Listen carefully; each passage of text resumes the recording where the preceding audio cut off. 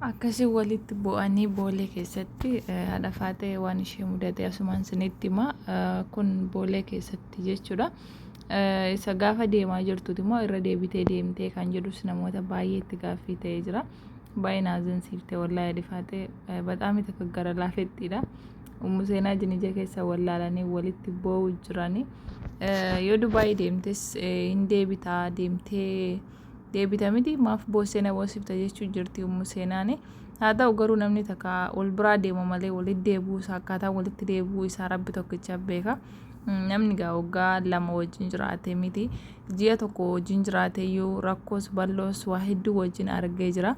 Sana ilaaltee adifaatee biraa deemuu dadhabaa jirti jechuudha. Biraa deemuu dadhabdee akkatti imimmaan buustee ba'uu jirti jechuudha boolee keessatti. Haa ta'u malee meekaappii nama jalaa balleessa dhugaa rabbi boo'ichi meekaappiillee namarraa balleessa. Isheen garuu boo'u jirti. Ummu seenaallee boossee nan boochisin nama keessatti tasgabbaa'ee jechuu jirti.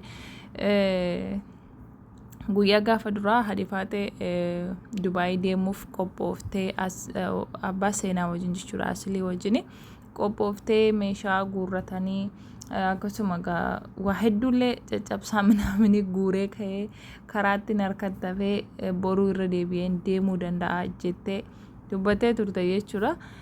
Guyyaa gaafa sanaa wanti ishee mudate baay'ee waan nama azansisuudha dhugaa dubbachuuf namni takka nan dhufa jedhee nama abdachiisee miidiyaa irratti illee namni hedduun jechuudha haadha faatee Dubaay deemti bakka fayyaan nama jechuudha koomentii jalatti illee achi geesseetti achi jirti nutti agarsiisa jedhanii cinqamuu turanii jechuudha. Isheen akka carraa ta'e gaafa sana laayiviis hin dhufne daftee uummanni akkamuma taate iyyuu Dubaay marattee nutti argamuu diddee jedhee kan cinqamaa tures baay'eedha jechuudha. Haala kanaan osoo jiranii xiyyaarri deemuu hin dandeenye jechuudha. Guyyaa gaafa eebba gadaa sanarratti deemuuf turte xiyyaarri deemuu hin dandeenye. Amma waan nama ajaa'ibu biyya arabaa keessatti wallaahi jechuudha takka ayyariin deemuu hin didu jechuudha. Persentii 100 keessaa tokko jechuudha. Wanta akkasiitu hin jiru bakka araboonni guyyaarra deemaa oolanii jechuudha. Biyya arabaa keessatti daandii qilleensaa sirrii miti minaaminiin kun umayyuu hin argamu jechuudha. Yeroo hunda deemaa oolu jechuudha. Garuu gaafa sana waanuma akkatti ishee qabe hin beekne jechuudha. Carraa akkasii wallaahi. Nuti shamarran biyya arabaa jechuudha. Yeroo baay'ee nutu gara laafa malee carraan keenya gara laafessa miti. Carraan keenya jabaataadha. Haadha faatee illee jireenya ishee akkuma keenya gola arabaa keessatti dabarsuu turte jechuudha. Yeroo dheeraa gola arabaa keessatti dabarsitee turte. Haa ta'u immoo kuweetii turte baay'een keessan ni beektu. Erga gara Kaayiroo kana dhattee reefu naannoo waggaa 2 akkasii. Kana keessattuu guyyaa takka bakka biyya biraa deemtee hin beektu. Haguma kana immoo jechuun carraa argadhee Dubaay dhaqeetiin bashannanaa xiqqoo ishee boqodhaa yeroo isheen jettetti guyyaa gaafa sana akkatti mokkoree ishee qabe jechuudha.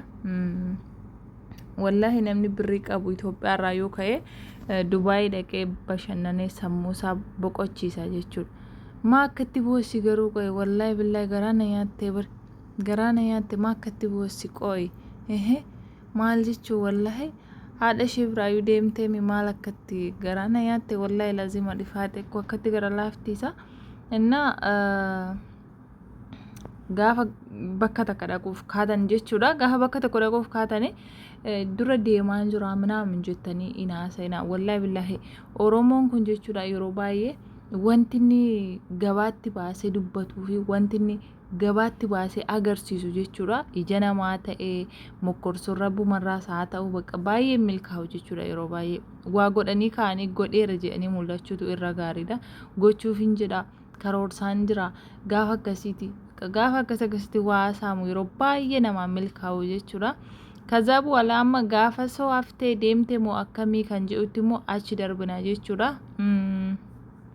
Gaafa sana asilii fi haadha faatee deemuuf ture. Garuu wanti kun wallahi keerumaaf ta'uu danda'a dhiisaa maaliif ummu seenaa asiliin deemuu dhiisuunsaa baay'ee takkasiif gaariidha. Wallahi billahi bagayyuu hin deemini si galee wanti kun keerii qabaayyuu dhiisi.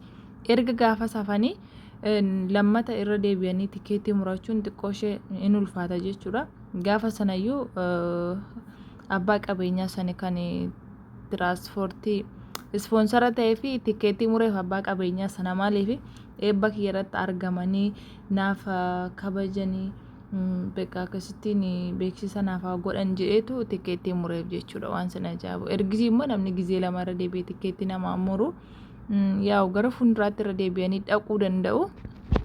Garuu viidiyoo dhifaaxee boossee gadhiifte kana jechuudha isa yoomiiti jechuun keessan hin oolu. Viidiyoo dhifaaxee boossee Ummu Seenaa waraabde jechuudha. Gaafa sana waraabde amma guyyaa yoona kana hin deemtu ishee eegaa turanii bakka milkaa'uu hin dandeenye isheenis deemuu dhiistee jirti. Gara fuulduraatti tariyyoo milkaa'eef hin beeku garuu bakka ammaaf hafee jira. Viidiyoon isheen boosse kun immoo kan gaafa sana nagaa walitti dhaamanii kana jechuudha.